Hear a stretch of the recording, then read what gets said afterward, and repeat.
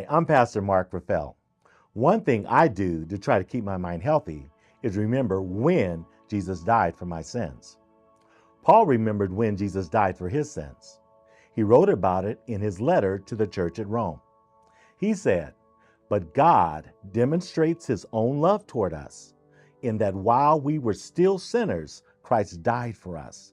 Romans 5 and verse 8. Paul remembered when Jesus died for his sins and the sins of his readers. He says it was while we were still sinners.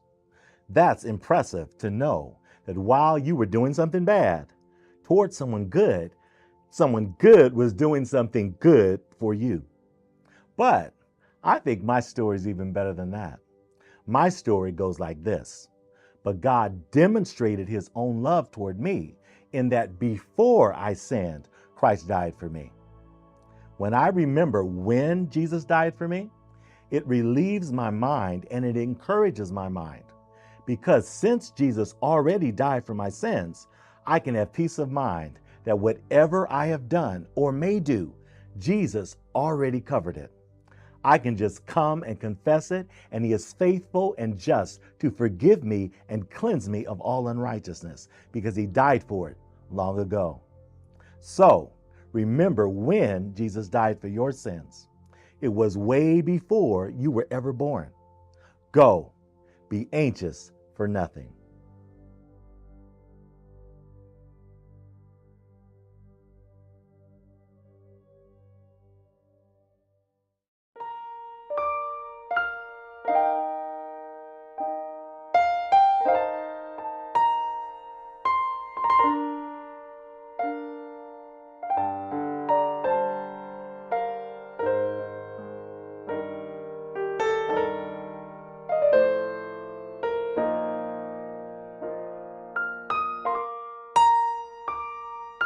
The information shared in this show is for the sole purpose of being informative, should not be considered complete, and does not cover all issues related to mental health.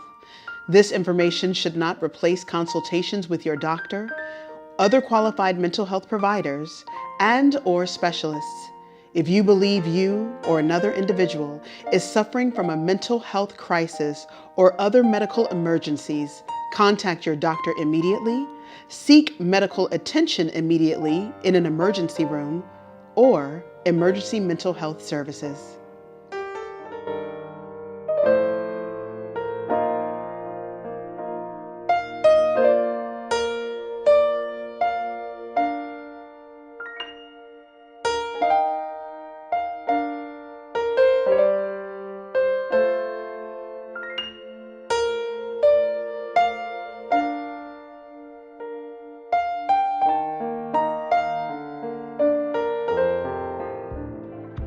What's good, everybody? Listen, I'm so excited to see you this morning. Grateful that you are making it a priority to pour into your mental and emotional health as we continue the journey toward becoming excuseless. I need you to know that when you logged on today, you did not waste your time. What you're going to receive is going to be worth the fact that you got up early, or maybe you checked it out later in the afternoon to consume what it is that God is going to share with you today.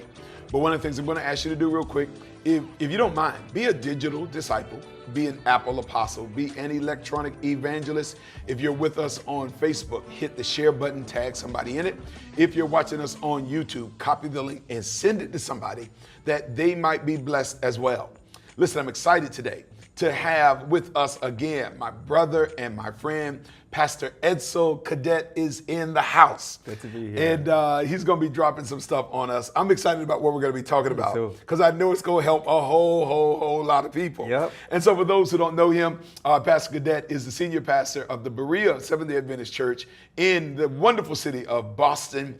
He is also doing his doctoral work in clinical psychology, also having a concentration in African and Caribbean health. And so he is the perfect person to integrate principles of faith along with just principles of mental and emotional health so that we can operate in wholeness. And so we're grateful to have you with us today, my brother. Good to be here, man. All right, so listen, we're going to get into it today. Listen. And so what we're talking about this morning is we're talking about how to deal with difficult people. Right. And I'm going to surmise that if you live on planet Earth, if you are more than a few months old, then you probably have had to deal with some difficult people.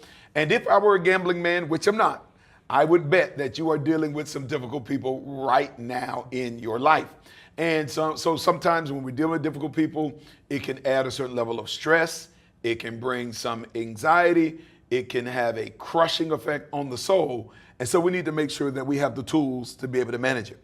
So one of the things I've heard you talk about in times past is kind of people that are safe or unsafe. All right, so I want you to parse something out. Because what we tend to do, I think, sometimes is we create a gumbo, especially with language sometimes. Definitely. Like, can you share with us, how would you separate the difference between a difficult person and an unsafe person? Oh, that's great. That's a good question. Okay. I think that, let me start with unsafe people. Okay, gotcha, yeah. I think unsafe people display an inability to monitor their own behavior, to be able to see how they're impacting others. Okay. Or they are intentional in their desire to create harm or destruction. Okay. So unsafe people can kind of fall into those two categories sometimes where they're just unaware of how they're impacting others, and then other times where they're very much aware and they're stirring the pot and they're creating the gossip, and they kind of like enjoy that atmosphere. Yeah, they're revived by it. Definitely. Yeah. Whereas difficult people, typically there's a bit of a story there. There's a narrative. Okay. You're discovering that, that attitude or that way of managing conflict isn't necessarily what they would have done if they hadn't gone through certain experiences. Gotcha. And those experiences of the past are still playing themselves out in the present. Okay. And those can be difficult people. But I think also what's important to note is that while difficult people are not necessarily toxic people, depending on who you are and what your experience has been, a difficult person to you could be toxic for me. Gotcha. The same way something could be allergic to you and not allergic for me. That's good. So That's I good. think we have to also in the equation kind of add in our own experience and what we're able to manage and what we're able to handle. Okay, so man, I don't want to get too far ahead too soon, but all right, how do I know when something is toxic for me? All right, so we're both responding to the same person. I have a certain tolerance for them. Maybe I think they're kind of funny. Maybe it's kind of bouncing off me a little bit differently, but maybe it's toxic for you. How do you make that assessment? That's a great question. I think you start making that assessment by just looking at how does it impact you psychologically, mentally, emotionally. Okay. Is it putting you in a space where you are no longer able to function, where you just don't feel well? There's a difference between, I got hurt, my feelings got hurt by this. Yeah. And I've been kind of crying for the past day or two. Right. Those are signs that this person may be toxic for you, or their constant behavior might be toxic for you. Gotcha. I think another sign that the person is toxic for you is looking at God's call in your life. Okay. What is it that God is calling you to do? Okay. And are they a constant and consistent hindrance to that? Okay.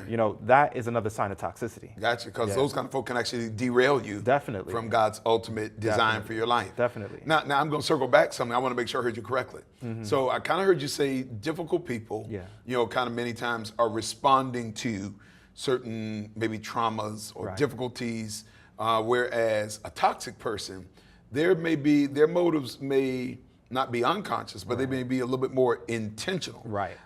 Is there ever a time where a toxic or an unsafe person is also responding to traumas, hardships, personal wounds that they may be festering or dealing with? Definitely. And they may not even be aware of what's going on. They may not be aware of the root of what's happening. And maybe they might be. But I think that prolonged exposure to anything toxic or anything harmful can turn toxic. So if behaviors are not curbed and if actions are not changed, then a person who in one season was difficult may become toxic. I don't know what Delilah was like before she started trying to cut Samson's hair, right? But once she started trying to take his strength, that was definitely a toxic situation for Samson, right? Sure. So I think that I hope that provides some nuance as to how people from one season to another can transition from difficult to toxic. Yeah, and it's funny because even when you look at Delilah, I think what you see you know, we talk about her taking his strength when he cut his hair, when the hair was cut. Right. But actually, I think that that's a cumulative effect. Oh, yeah. That she was sapping strength each encounter, each conversation, and that was kind of like the last shoe to drop. Exactly. In many instances. Definitely. So as I look at that, Yeah. So I have another question, right? So, is it ever a sign of weakness or immaturity for me to just, I'm recognizing this situation is just, it's toxic, it's unhealthy. Is it immature for me to remove myself from that? Not at all. Okay. Not at all. There are these are complex situations because life is complicated. Yeah. And there's no one size fits all. Exactly. Exactly. So yeah. I don't want anybody, you know, watching this and going home and saying, you know, all right, I'm done with my marriage, or I'm done with, you know, my children because they seem toxic. Right. That is still possible, but we have to apply these principles with wisdom and within the appropriate context of what we're dealing with. So definitely there are situations where it is appropriate to remove yourself. I think one instance, it didn't happen willingly, but it happened necessarily, is that Joseph was removed from his brothers. Sure. His brothers were very toxic towards him, right? Yeah. Their toxicity was born of the familial conflict that they were dealing with. Sure. Yeah. But they were still toxic towards him. They sold him into slavery. They weren't supporters of his dream. And when Joseph re-encountered with his brothers after he had risen to power in Egypt, he didn't just run back into their arms. He began testing. He put them through a test. Exactly. He did. And probing to see, you know, are you safe for a relationship? Have you changed? Have you healed? Right. So definitely separating yourself can be very, very wise. We just have to make sure that we're not walking away from an assignment that God has given us. Okay. So in the context of, all right, church world, we're called to love one another and forgive one another and bear with one another. How do you reconcile those scriptural declarations with, all right, man, there is a time to kind of withdraw or pull myself out of that? Definitely. It definitely has to be spirit-led. Okay. Because if Jesus didn't tarry with Peter, we wouldn't have seen the Peter of Acts chapter 2. That's true. Right? So there are Peters in our lives where, you know, we're seeing behaviors from them that are inconvenient and even at times hurtful or harmful. Gotcha. Yeah. But it doesn't mean that we need to separate from them. And I think sometimes we're not using discernment. We kind of allow guilt to drive our Christianity, and we just allow ourselves to stay in difficult situations. Sometimes what God calls for is for you to stay, and sometimes what God calls for is the separation, where maybe the separation is what shows them and teaches them, okay, I can't continue to act like this. This is not working for my relationships. Gotcha. So if you're trying to discern between the two, I definitely would say have an understanding of yourself and how it's impacting you, but also have an understanding of the kind of call that God has placed on your life. Don't allow guilt or fear to drive your decision to stay in a relationship. Okay. So quick question. All right. So do you feel like all difficult people, well, no, let me rephrase. Is there ever a time where difficult people are assigned to your life by God? Or do you feel like difficult people are planted by the enemy? Can it be both? How do you process it in terms of like, man, that person's purpose in my life? Right.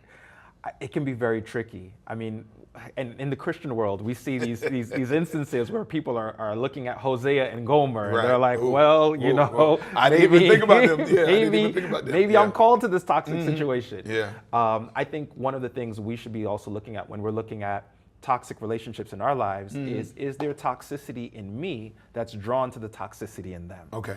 Sometimes the toxicity in me is... Give me an example of that. All right. An example is maybe I might be addicted to people pleasing. Okay. That I've put my self-worth in my ability to make others happy. Right. And now no matter how you treat me or what you do, I am just completely going to bend over backwards and I'm not going to lift up any standard regarding how you treat me or how you respond to me.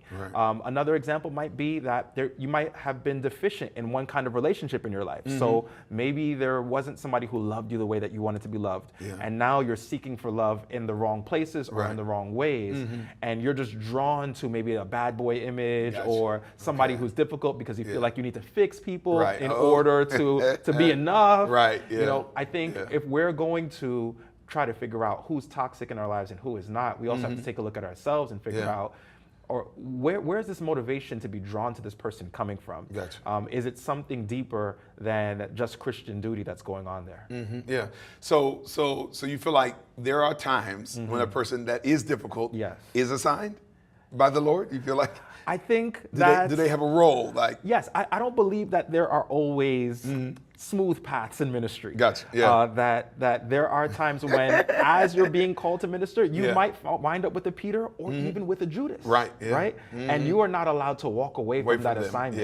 Yeah. I even think about the conflict between Paul and Barnabas. And how the conflict between them was so sharp. Yep. And it was sharp because they disagreed over discipling Silas. Silas. They were discipling Silas. And later on, Paul, who didn't want anything to do with him, calls for him and he says, hey, you are useful to me in ministry. Gotcha. In fact, no, it's Timothy. Yeah. So there's an instance there where we see Paul not being able to deal with Timothy anymore. And then later on, he comes back around, he says, hey, you know, I was wrong about you. Yeah, and I guess I'm thinking of the text in the book of Proverbs that talks about how iron sharpens iron. So one person sharpens another. Right. But the way iron sharpens iron is through friction. Yes. Like, you know, sparks fly. Yes. You know, so there are going to be times where, you know, sometimes that difficult person, maybe a parent, maybe a friend, or, you know, and sometimes they're people I do think that God raises up, and their design is to tell you the truth. Yeah. And sometimes we tend to kind of identify truth tellers as haters. Right. And sometimes I think we stunt growth Got it. when we do that. Yeah, So I think we have to make that distinction. Definitely. Quick question. All right. Are all friendships permanent, or are some friendships seasonal? That is a great question. I wish all friendships were permanent. I wish that people could just stay with us throughout the journeys of our lives, right? Okay. But the sad fact is that some friendships are seasonal. That not everybody's meant to walk with us through every path of life. Sometimes people grow apart because they're not growing together. Right. If they're not growing together in their faith, if they're not growing together in their assignment with the Lord, then they are eventually going to grow apart. Okay. That even happens in, you know, romantic relationships where people, due to one person's maybe level of maturity or their experience, they are outgrowing or outpacing somebody else, maybe because they're just on different paths. So I think it's important when we're choosing friendships to also look at, you know, what is this person's growth trajectory? Is this the person who desires to continue to grow and push themselves, or are they kind of comfortable where they are? Gotcha. Yeah. So let me ask you this. So, all right, as difficult people enter into our lives, maybe it's a coworker, maybe it is a family member, maybe it is a friend, maybe it is someone we go to church with, right? You've already kind of laid out that there's a time that maybe I may need to remove myself from a space or a situation. Right. Is there ever a time that I need to confront said difficult person head on? And what does a healthy, fruitful confrontation look like? That's a great question. Matthew 18 gives us counsel where it lets us know if your brother has sinned against you, go speak to them one-on-one. One-on-one. Right? Gotcha. So we're not posting on Facebook right away. We're not going on to Instagram. We're not throwing subs. Just go and speak to the person. And it says that if you are successful, then you would have won your brother or your sister. If that doesn't work, then you bring somebody else along who is able to provide some support. If that doesn't work, then you bring them to the church. And then if that doesn't work, the Bible says to treat them like tax collectors and like heathens. And I think that a lot of times when people read that text, they think, oh, just throw the person away. Right. But when I look at how Jesus treated tax collectors and heathens, Jesus was prioritizing their understanding of the gospel. And I think that what Christ is calling us to in Matthew 18 is to not just discard people, but to reprioritize what's important in our relationship with them, which means that they may not be able to understand fully how they hurt you or what they did to you because they don't know the gospel. So now you have to deprioritize your own personal situation with them and now prioritize them learning Jesus, them having the Spirit within their lives, because only then will they have the sensitivity of conscience to be able to understand what they did to you and how it impacted you. Gotcha. So let me ask you this. Are there any keys to confrontation? So, like, is there a method to confrontation? Definitely. Because, you know, I think some people confuse being confrontational with being combative. Right. I think we actually are supposed to be confrontation. I agree. But I don't think we necessarily have to be combative. Like, kind of give us a little strategy in terms of how we approach it. Definitely. A few things that I do, and I'd love to hear what you do as well, is one, I do my best to try to depersonalize the situation. Yeah. I recognize that all of us are broken. We're dealing with some level of brokenness. And not everything that is done to me is about me. Yeah. Sometimes it is about that person and what they've experienced, and that's just manifesting in my space and in my world. So one, when I'm trying to speak to them, I'm doing my best to make sure that I'm addressing the issue. Right. Number two, I want to have a goal before I start the conversation. Okay. Sometimes we just come in hot. I just want to get this off my chest, sure. right? But what do I want to see take place at the end of this conversation? If you don't have a clear goal in mind, then you're probably not ready to talk to that person. Number three, talk to some friends, get some wisdom, get some counsel. Find a way to get some perspective about this issue so that you are approaching this with as much understanding as possible before you start addressing the issue.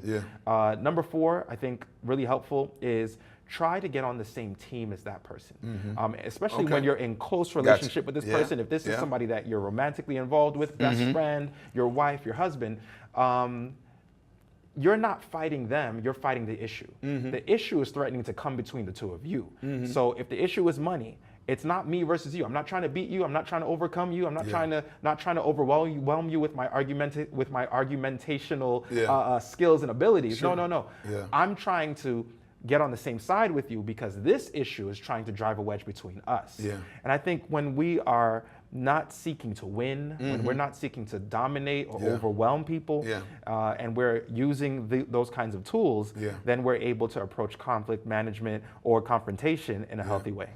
So I mean, a couple of things I do, if I just add a few things to it, is one, I think you have to have confrontation in its season. I think that you've got to address certain things in a timely way. I think that there are times where we allow so much resentment to build, so much hurt and distrust and suspicion to accrue that by the time you have the confrontation, it could really only go left because you've allowed it to build. So I think, the counsel of Ephesians to not to let the sun go down while you're angry or to give place to your wrath. I think it's very apropos. I do think it's really critical in having a confrontation to really bathe the confrontation in prayer. And I promise you, I'm not trying to over-spiritualize it, but I do think that there are times where the Spirit of God will deal with me appropriately, and then the Spirit will deal with that person appropriately to make sure that by the time we come together, that dialogue can actually be fruitful. I think of how God had dealt with Enoch on one end while he was dealing with Jacob on another end. So while Jacob, is cowering, anticipating the worst, by the time he gets into the presence of Esau, Esau is showing up with gifts and aids and support simply because the Lord had already dealt with him, even though there was already an anger and an animosity that should have led to a different type of reunion whenever they came back with one another. So I think it really helps to bathe the matter in prayer to make sure that you have some time to deal with it in a timely way. And then for me, one of the things I actually try to do is I actually try to find my peace before I deal with the offender. I'm not trying to get peace from the offender. I draw that in private space with God so that I'm, one, able to communicate in a healthy and productive way. And at the end of the day, even if they don't respond in the way I hope, because I'm bringing peace to the situation and not looking for peace from the situation, I'm able to still walk away with a sense of equilibrium, a hopefulness, and a sense of God's touch, even if I move forward in a way that's different than what I aimed when I entered into the confrontation. That's good. That's good. Listen, I need you to know we couldn't get all of the conversation in today, but I want to make sure that you join us tomorrow morning as we go into part 2 of the conversation about how to deal with difficult people. Tomorrow, we're going to be getting into the issue of boundaries, and we're going to be talking about some specific types of persons and personalities.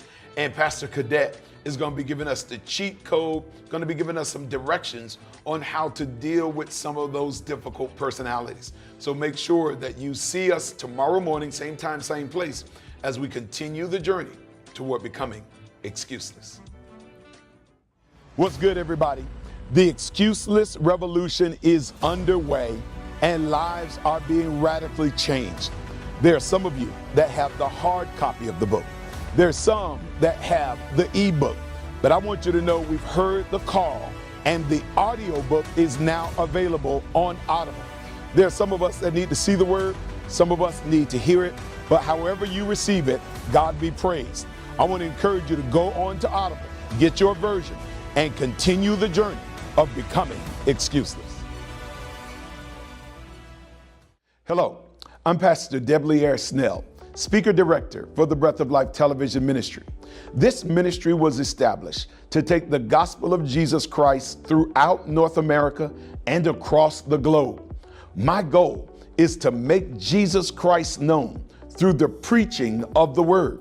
I need you to know that we need your financial partnership in order to make sure that the gospel can go into every hill, into every rural county, and into every inner city. And we can only take the gospel as far as the gifts that you lend to us.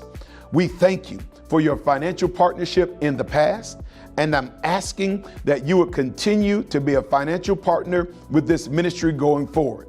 Here are some ways you can give. You can give online at our website at www.breathoflife.tv. You can send your gift by mail to Breath of Life, P.O. Box 5960, Huntsville, Alabama 35814. You can call the office at 256-929-6460, or you can text the phrase "Give to BOLTV" to 188-364-GIVE, or the easiest thing is through Cash App at $Breath of Life TV. I want you to know that every dime that you give goes right back into the ministry so that we can enlarge our reach and make sure that the entire world knows that Jesus saves and that Jesus Christ is coming again. God bless you, and we thank you for your generosity to the Breath of Life ministry.